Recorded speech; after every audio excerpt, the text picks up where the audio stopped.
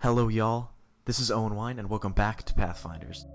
This is our first video we're creating in our next theme, which is Egypt and Babylon. We're going to look into the Bible and rediscover the long lost and forgotten, yet very important theme of Egypt and its partner in crime, Babylon. So I'm confident that most of you know about the story of Moses and him taking his people out of Egypt, or about the story of the Tower of Babel and the flood right before it. But did you know that these places and what they stand for are brought up multiple times throughout the biblical story? Well, I guess you do now, and by the end of this video, you'll know all about the meaning of Egypt and Babylon as mentioned throughout the Bible. Alright then, let's get started. So after the flood, God told the humans to do what they were supposed to do from the beginning: populate the earth and grow. But instead of listening to God's commands, the humans once again rebelled against God. What a shocker. The result of this was a place called Babylon. Now, Babylon was a really bad idea in the mind of God, so he called out a man from Babylon named Abraham. God called Abraham to leave the false and unsatisfying Eden that is Babylon, and instead follow God's plan to enter the Promised Land. Now let's just stop right there. Just from the first description of Babylon, we learn that it's a place created by humans as a result of human rebellion, demonstrated in the behavior of humans not treating others as they would want to be treated. Clearly, that's not a good place for anyone to be involved in. The people in Babylon were constantly struggling against each other for power, and everyone is in a constant state of rebellion, resulting in dissatisfaction. Let's continue through our story. Abraham leaves Babylon and finds himself wandering through Egypt during a famine. This can be found in Genesis chapter 12, and it's the first place Egypt is actually mentioned in the Bible. In fact, Abraham and his family are described as sojourners in Egypt in verses 10 of Genesis chapter 12. The idea of God's people being sojourners in a place that's not their own is a big concept that follows with and through this theme of Egypt and Babylon. But anyway, while in Egypt, Abraham lies and gives up his wife to save his own skin. And because of this, the Egyptians receive plagues from God. Does that sound familiar? The plagues in Egypt that Moses did later on, those don't start for another 50 chapters. All of what's happening here is setup. It's a preface for the whole theme of Egypt.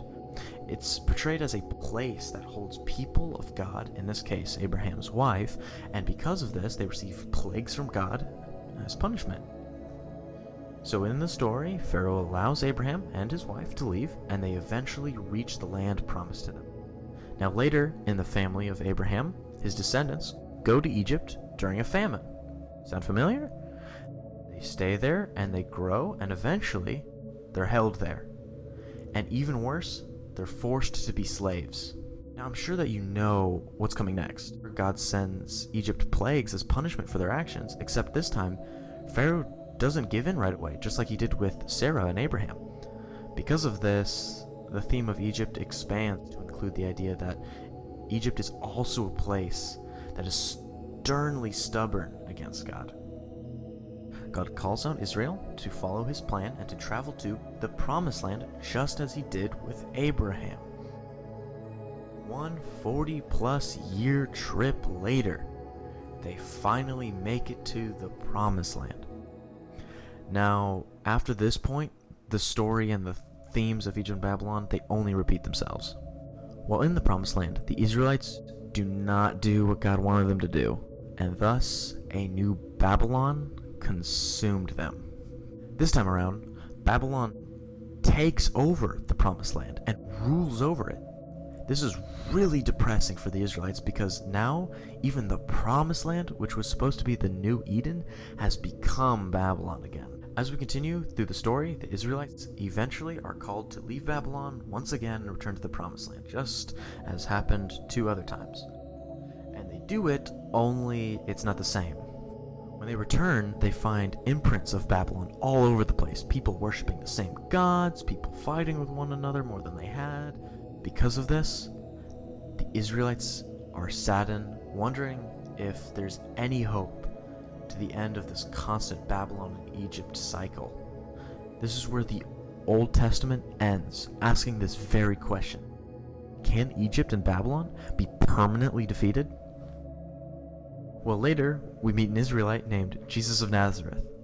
He's saying these things like the kingdom of God is here, and he's freeing people from the current state of things.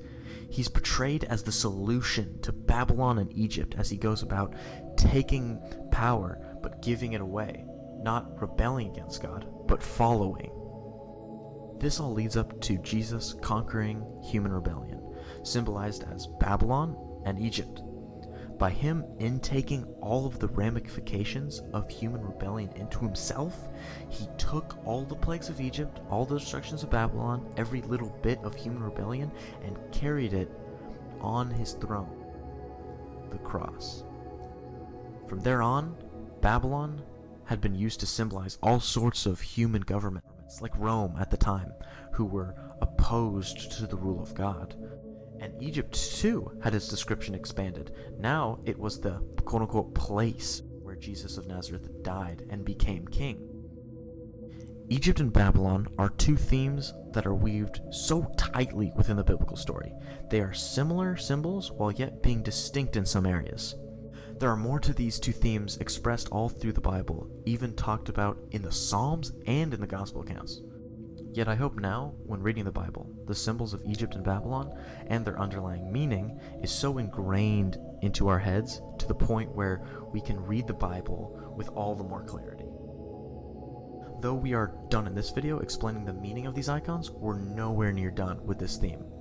We got videos and other content coming up diving deeper into Egypt and Babylon.